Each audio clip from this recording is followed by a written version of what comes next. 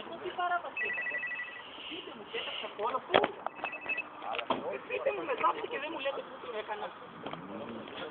Πείτε μου πού έκανα την παράβαση. Συγγνώμη κύριε Πρέσβη, ελάτε εδώ θα ακούτε αυτό. Αυτό είναι το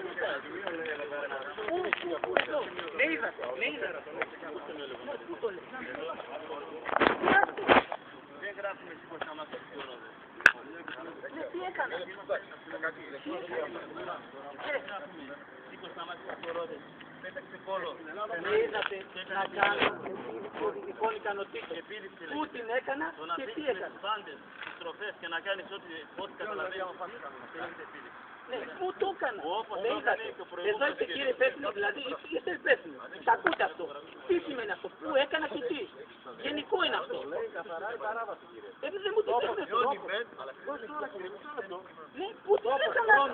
Η παράβαση εδώ πέρα είναι. Εδώ πείτε μου, πέταξε κόλλο. Πού το λέει, πού το πέταξε. Ναι. Ναι. Φτάσατε εκεί.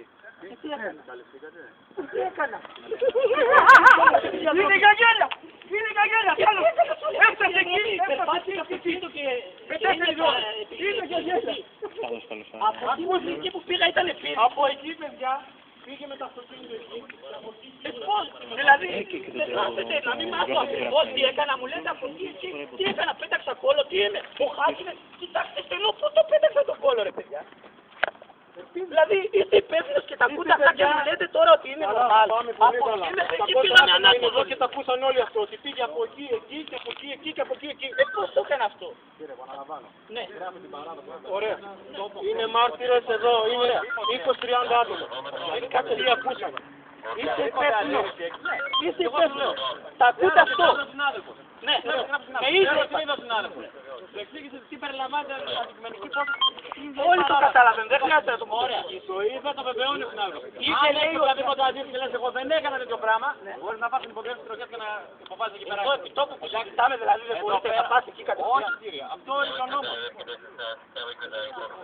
Ο νόμος ορίζει να είσαι και Δηλαδή εγώ τώρα αν έχετε αντίρρηση μπορείτε να πάτε και να κάνετε ένσταση.